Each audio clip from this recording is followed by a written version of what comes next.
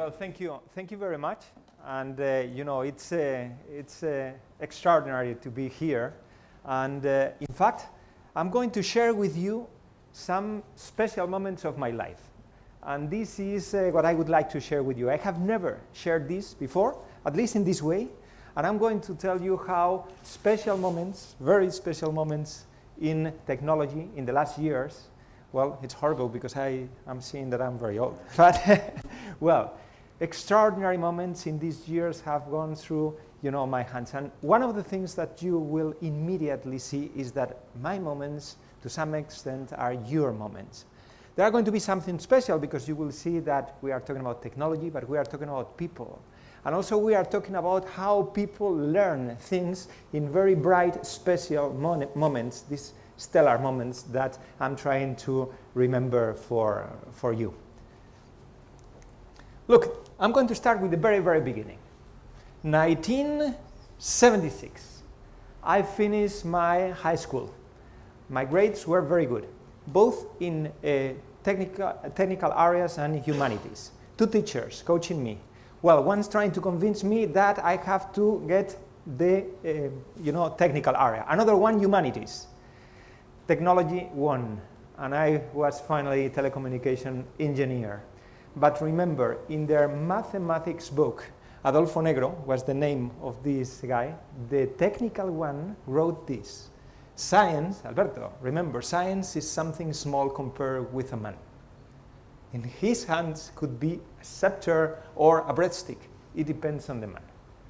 And I remember always that thing. And in all these years, I have seen that more and more, everything what we are living independently of the technology is very much associated with us and how we manage this technology and how we deal with this technology. So look, this was in 1976. Something special happened months later. I arrived to the Polytechnic University in Madrid, and suddenly I discovered that instead of having 5 years of career, I was going to have 6. And when I started to see what was the reason of that, I discovered that a lot of courses talking about digital appeared in the new program. Digital. I said, well, what's that? 1 more year for me, in the university. This was the first approach, as you can imagine. And suddenly I started to discover that some individuals with anticipation, with vision in that university, coming from MIT and coming from Stanford with a Fulbright highs, decided that they were going to boost all the technology university or the technical university in Spain to the future. And this was going to be the expedition to the future. I remember, the digital signal processing, the electronics instead being analog being digital. And there is some special moment that I would like to share with you. When I finished my degree here, I went to MIT. And I was with Alan Oppenheim in the Lincoln Lab. And he was the master of digital signal processing. And he told me, look, Alberto, there is something special about digital. Because when you are dealing with digital, you are dealing with the soul of the signals. And this soul is very different to the shape, the analog shape that you have.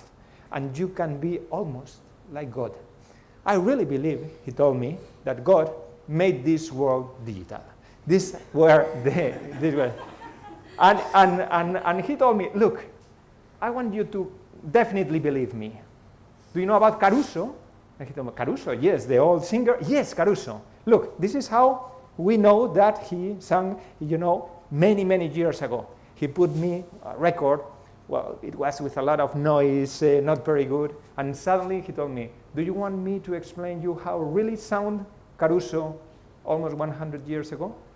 And I said, yes. Look, I have made this back engineering, trying to reproduce, this recording and the environment, and this is the real Caruso. He convinced me, because the real Caruso was, well, something very, very special. And this was more than 76. This was almost 82. That is when I finished, my degree. And suddenly, I was very lucky. And I arrived in HP. In HP, a company that was, thinking, making the future. And suddenly, I started to realize that computers, the idea of computers, started to be fragmented. And they taught me that computers are more and more separated things that could be communicated. And they told me that this computer, being spread, could be even more powerful than any other thing. And it's the first time that I work with LANs. It's the first time that someone talked me about client-server. That is basically what you have today in the smartphones and the cloud. And also the open systems, the software that could be accessed by everyone with the standards. And I discovered, of course, the web. And I'm going to tell you a story. 1995, spring, I don't remember the day. It was Saturday, but I don't remember the number. And I went to HP to make some work in the morning. And I decided that my child, Jaime, 5 years old at that time, was going to come with me. And while I was working, I put him in front of a computer, 1995, and I told him, look, I'm going to show you something, and let me tell you if you like it. Find something. He started to find something. I immediately remind a very equivalent scene many years ago in the 60s when I went with my father to his office, and I was with a typewriter, not with a computer. And suddenly I discovered that he started to search Power Rangers, Goofy, Disney, and suddenly Juan Soto, the CEO of the company, arrived there, and they say, well, this is very innovative. Alberto, you are bringing, your family here, and so you are managing, your life, private life while working, because today is Saturday, and they say, well, yes, it's exactly this. And he went straight forward to Jaime, and he asked him, hey, Jaime, what's this? And Jaime, 5 years old, answered, Internet. And he asked him, and what is it all about? He stopped and he said, well, it's a place where I can find everything. Because his world, his Goofies, his Disneys, was already there. 1995, 5 years old. And at that moment I decided that I was going to expose systematically to all the digital environment, all my family. Because I realized that it was a gift of fortune, to expose with freedom the people, to all this environment. And this is what I did. Very interesting history. Kodak. That year, this is another miniature of this history. I remember that the CEO of Kodak, George Fisher, called me. And I went to Rochester. And he was coming from Motorola. And he was telling me, look, I want to transform, this company, because we have lost the digital imaging. So he told me, I'm going to move directly to the second derivative. I'm going to move directly, to the next wave. And I remember, and even more understanding from, what we see today, that he was talking to me about the cloud, and he was talking to me about educating the people in imaging around some special web pages, web services that they were going to introduce. Even in that situation, that person, George Fisher, the one that made Motorola, in a great company in the previous years, was thinking in recovering, and going to the second derivative. I had the opportunity, in the 2000 of working in Prisa, the largest conglomerate in Spain, and I remember working with Juan Luis Cebrián, that he told me one day, look, Alberto, 10 years ago, we brought modernity to El País, the newspaper. I want to do exactly the same. And I told him, but you are in a media paradise today. You have everything, yes, but the present is going to keep moving more and more and more. And I'm going to tell you something. When you think that everything is going to be the same, you're already old. So, we have to change this. And I remember that those days, the golden age of media, at that point I started to see all the things that we see today, but in prototypes. It was exciting. But the most exciting thing was the vision, the passion, the value of these people trying to change and to move quickly. Well, after that I went to, the telecommunication golden age. And the telecommunication golden age, why? If you remember the man in the moon, if you remember the 60s, these were the golden age of space. But not necessarily the best spacecraft, not necessarily the best technology. But why the golden age? Why? Because we were pushing the technology to the limits, and we were imagining everything. When I arrived to Caltech, time ago, I remember that I was surprised because I saw a lot of pictures of very, very strange planes, And they told me, look, this is the golden age of planes. It was in the 50s, more or less. Because as we didn't know at that time how was the shape of the best plane, because we didn't have computers, we decided to try with everything.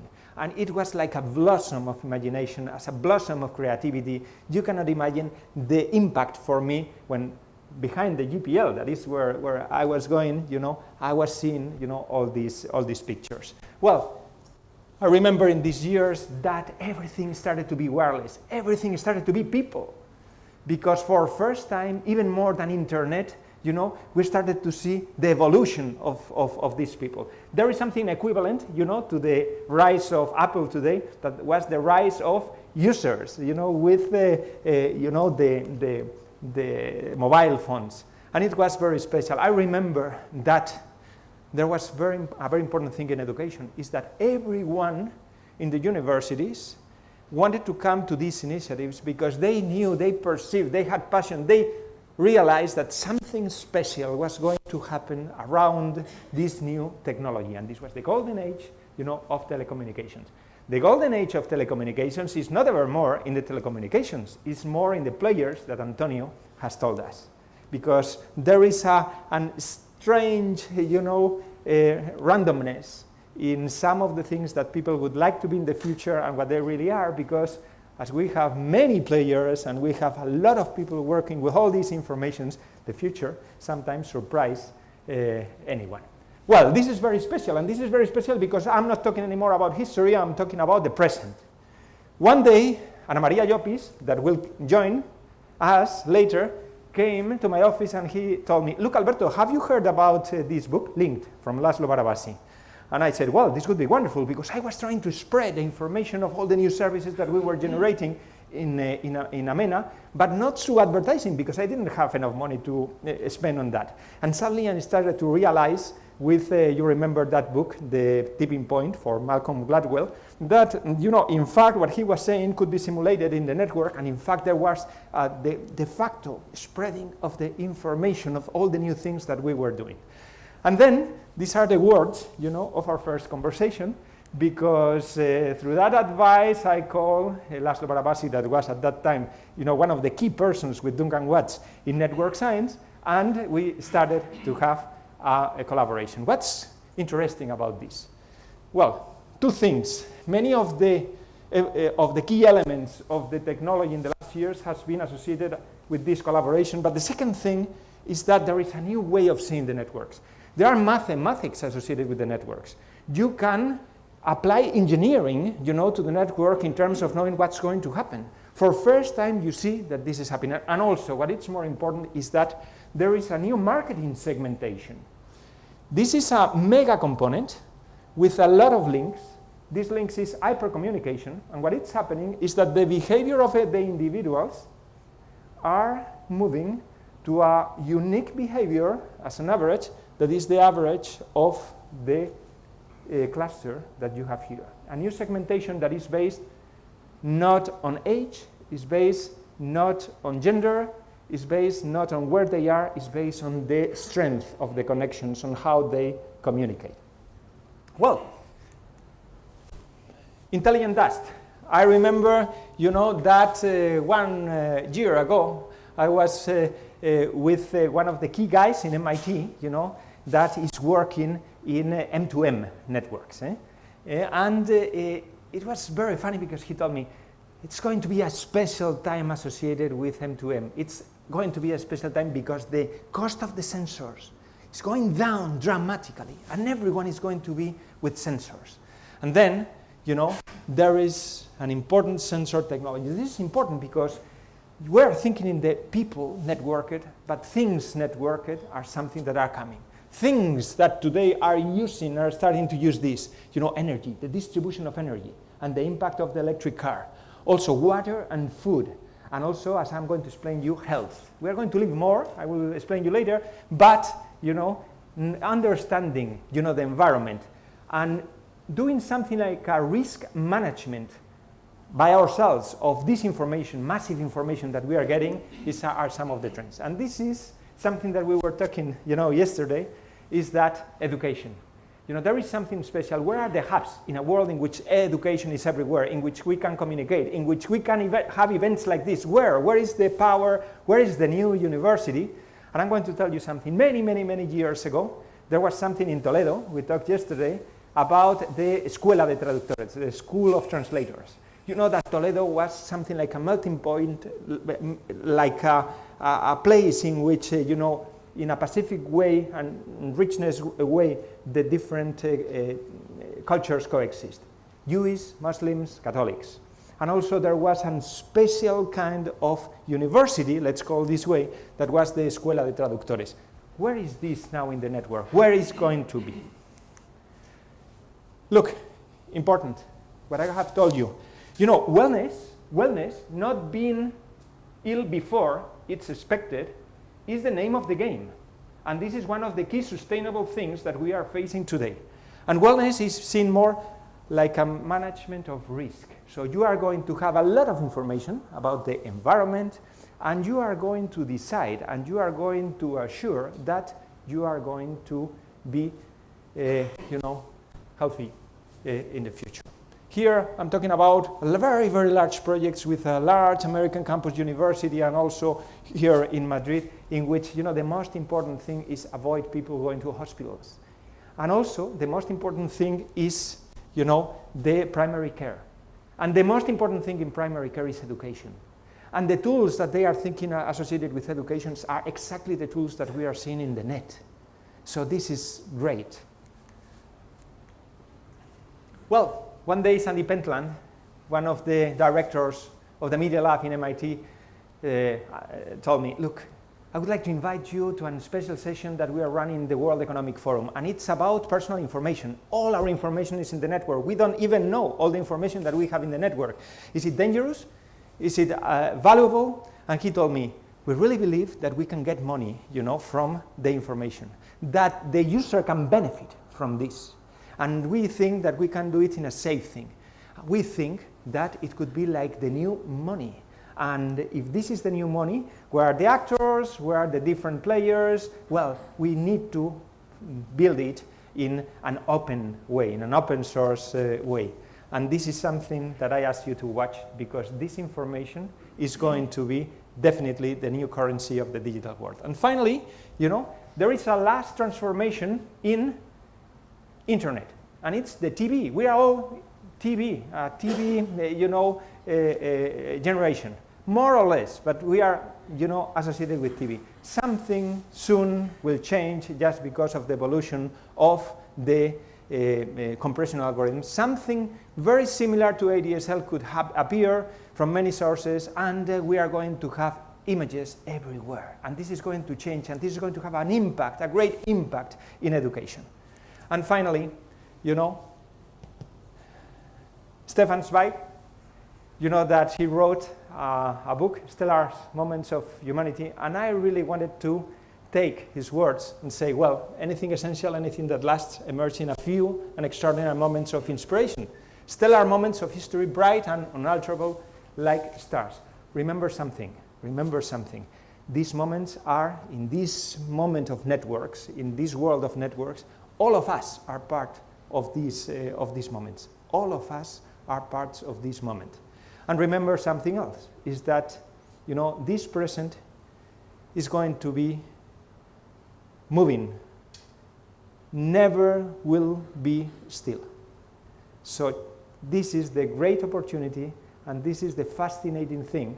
And to give you my final words, I really believe that the same feeling that I had at the beginning of the history that I shared with you is exactly what I have today, because happiness is very much associated with knowing that in the future things will be different and we can participate in making this happen. Thank you very much.